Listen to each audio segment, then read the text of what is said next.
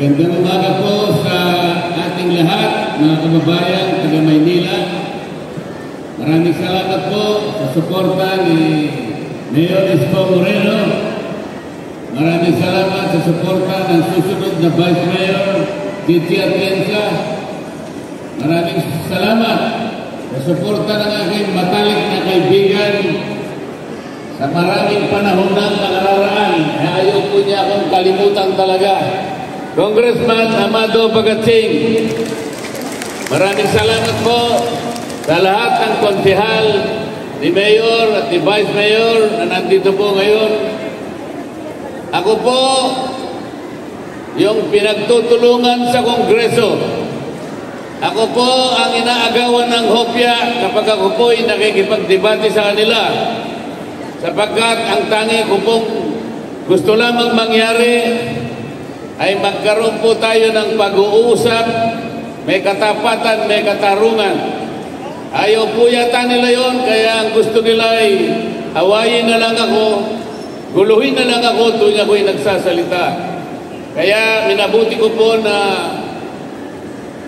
magkita na lang tayo, sapagkat dito'y nakikita ko po ang kagandahan ng inyong puso. Ayaw ko na sa kanila, ayaw ko na sa House of Representatives. Magpapatulong sana ako sa inyo na itawid ninyo ako sa Senado. Doon po ay magagawa ko po na ibaba ang presyo ng kuryente sa ating bansa. Ang akin pong gagawin, pagsisikapan ko po, magsisimula ako sa lahat ng mga kababayang kumukonsumo ng 200 kilowatts per month. Yun po ay kailangan libre na. Maaari po natin gawin yon. Ang makikinabang sa sandaling maipasa natin ang batas na yon, halos 27 milyong Pilipino. Katumbas ng higit sa 5 milyong pamilya. Kaya po natin gawin yon.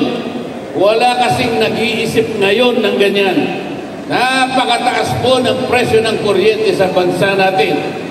Ito lamang ang kailangan upang sa ganon maitaas natin ang ating ekonomiya.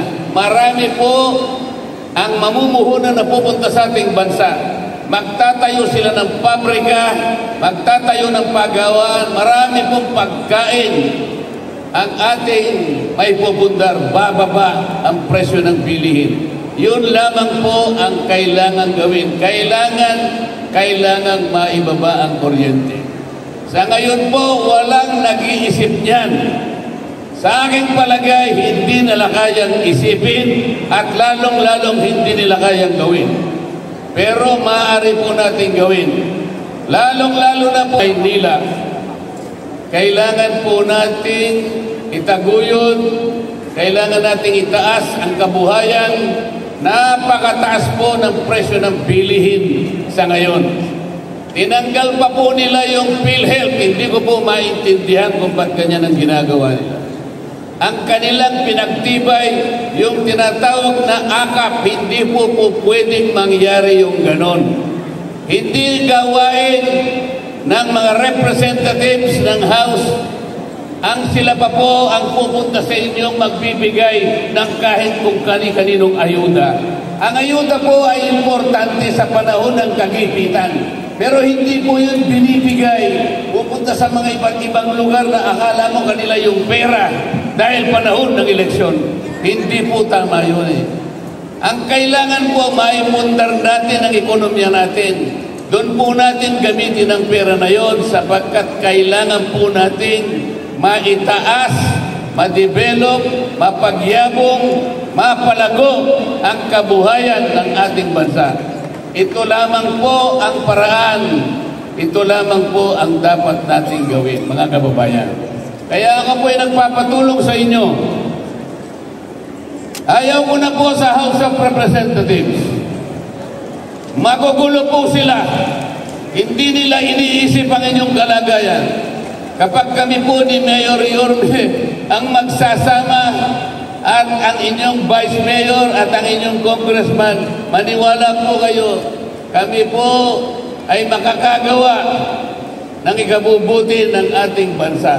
Kaya po ako'y nagpapasalamat. Maraming salamat po sa inyong pag-imbita. Tatanawin ko pong malaking utang na loob ito sa inyo. Hindi ko makakalimutan at pagbabalik ko rito, sana po, pagpunta ko at pagbisita kay Mayor Yorme at sa ating Vice Mayor at sa aking kaibigan Congressman, sana po ay ganap na po akong senador ng Republika ng Pilipinas. Maraming salamat po sa inyong lahat. Sa katapangin siya ay nakilala, naglahat na konkretong ebidensya, kanyang pinili. Maraming salamat po, our Senator Rodante Marcoleta. Muli po, palapakan naman po natin mga nanay at tatay ko. Ang isa rin po magiging boses natin sa Senado. Muli palapakan po natin, Senator Rodante Marcoleta. At sa mga pagkakataon po ito, mga minamahal ko po rin nanay at tatay, ibibigay ko naman po sa inyo ang ating pong susunod na tagapagsalita, ang nais din pong maglingkod sa hanay ng party list, ang magiging boses ng bawat maninindang Pilipino, kasama po ang ating nag-iisang diwata. Palapakan po natin, Ma'am Marilu Lipana, ang Vendors Party List!